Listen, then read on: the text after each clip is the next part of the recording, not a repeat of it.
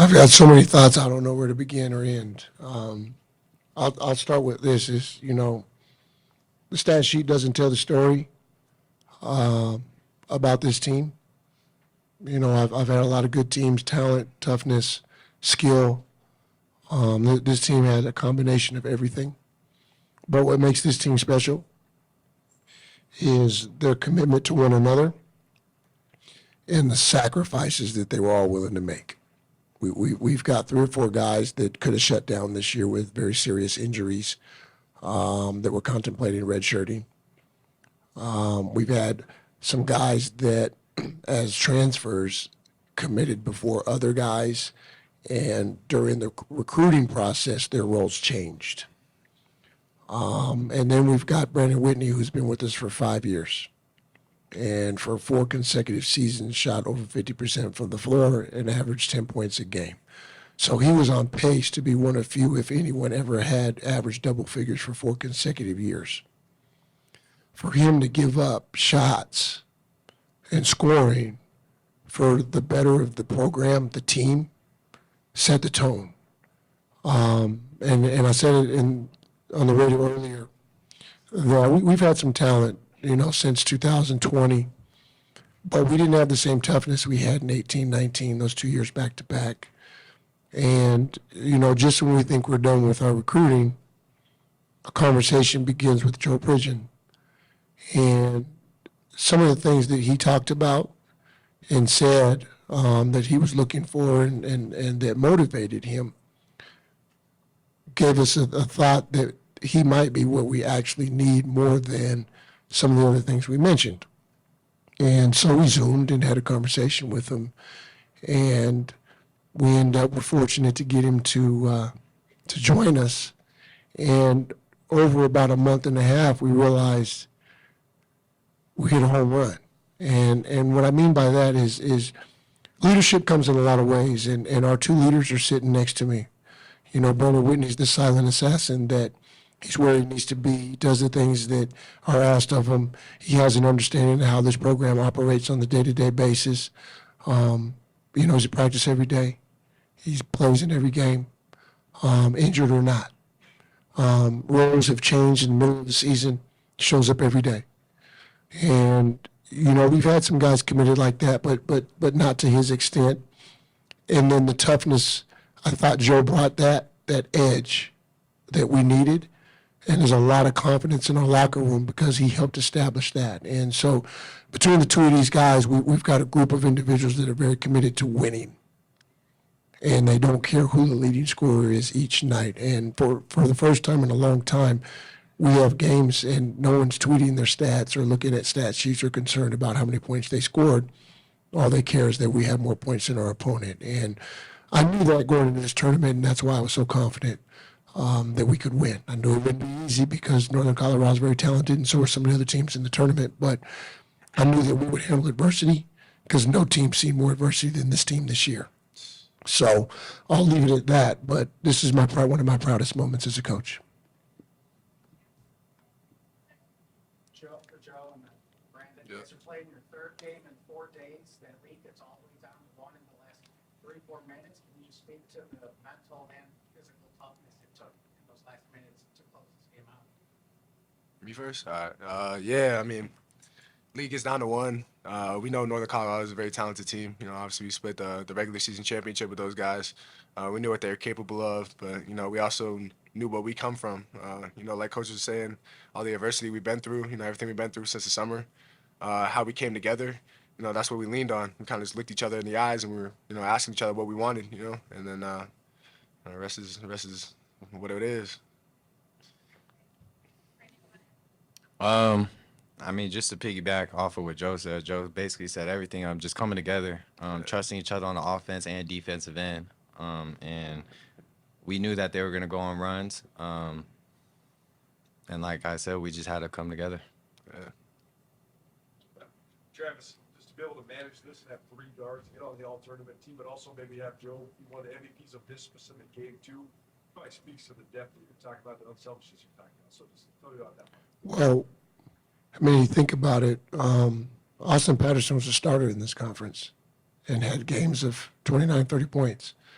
Kai Johnson, who did not make all tournament, that I believed should have averaged 20 a game at the Division II level, but he was the guy that kind of put us on his back in some big games this year. He was phenomenal at Northern Colorado. The 25-point game against Montana State at home, he showed moments of explosion. And so I think that the two guys that didn't get all conference kind of need to be discussed a little bit, because that's why we're standing at this podium right now.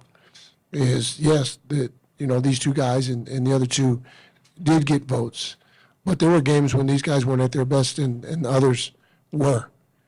Tejon Sawyer as well. And so that's what makes this team special. So our guard play has always been the strength of this program since I've been here. They always say guards win in March. And the fortunate piece for me is that I don't only have one or two to rely on. Brandon, just given the last, with it being 5 years, you were in this game last year, you showed a lot of emotion when you made a crucial bucket late. Like, how bad did you? Ever since that last game, I wanted it. That's one of the reasons why I came back, was to win a Big Sky championship and Big Sky tournament. And I just put everything I had into it, and I think the whole team did and the staff did. So it felt great.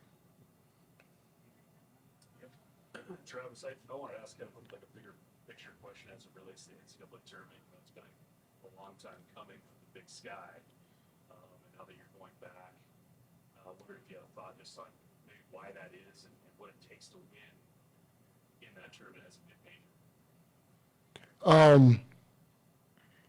A lot of it comes down to seeding and matchups. When you're a mid, low, when you look at the ones that typically win, a lot of times it's the size. They get an equal matchup in terms of size, and so when you look at teams like the Atlantic 10, the Mountain West, the American, those conferences aren't as big as the Big 10, the Big 12, and so sometimes those are the teams you can pick off, a la Montana in 2006 with Eric Stoviak, and so a lot of it is that, but then sometimes it's just getting hot, and we got off to a great start in 2018. I thought that was a very winnable game for us.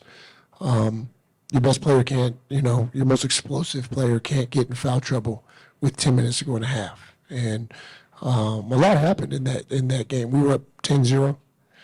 Michael Guinea picks up his second foul, and all of a sudden the power goes out. And so I can't remember, maybe 15, 20-minute wait for the game start. So the momentum we had was gone. And so that was a very unlucky moment for us. The next year, Jamar Cole being hurt, we were just way too small. We played 5 guards back then. That's not a team that's going to win in the tournament. So some of it is luck of the draw, some of it's health of your team. But you know what? Somebody's got to show up and have a big game. And we just didn't have that with our two teams. And maybe this time somebody exploded for us. You hit on it a little bit earlier, Joe. Late in the game, Austin Patterson gets an offensive rebound on the free throw. He finds you. You jump out of gym, dunk the ball, crowd goes crazy, push the lead back to 5. A little bit about the energy sway that play kind of offered for you guys, what it meant for you, and what it meant for the team. For me, it was kind of like a full circle moment. That was kind of what I started doing in Missoula. Kind of get my name out there. Gave confidence to my teammates. Just I was being aggressive and getting on the rim, and being able to bring that type of energy to the bench and and the rest of the team. And that energy is infectious. Once you do something like that, your teammates they feed off it. The next play down, I think we scored coming back down the next play. Yeah, Witt, and then. But yeah, I mean, it was kind of a full circle moment. It was a cool moment for me. Yeah, it meant a lot. Joe, Coach talks about you bringing an edge to the program. It's a little fun one for you, though. Yeah. How much do you think maybe the sleeveless Joe brought an edge? Yeah, man. I kind of wanted to bring a little intimidation factor with that one. Seems like it worked. So But yeah, definitely toughness is my game.